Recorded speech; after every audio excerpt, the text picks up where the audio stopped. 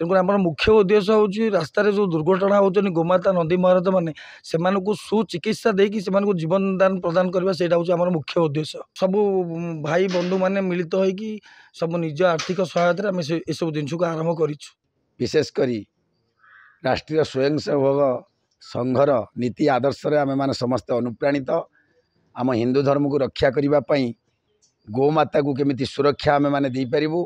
गोमाता ही आम धर्मर मूल मंत्र। गोमाता को प्रभु जगतरनाथ जगन्नाथ गोमाता को निजे सांगे धरी कृष्ण भगवान रूप लीला करुले।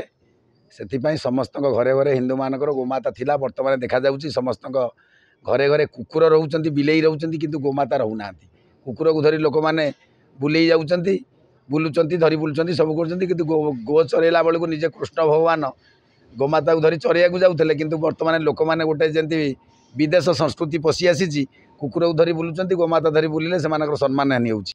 आमर जो गोमाता नंदी मानू आम सब केमती निजर स्वेच्छा भाव में आउ स्वेच्छाकृत मनोवृत्ति रे सेमानकर केमती साहाय्य करि परिबु सेमानको केमती रेस्क्यू करि परिबु।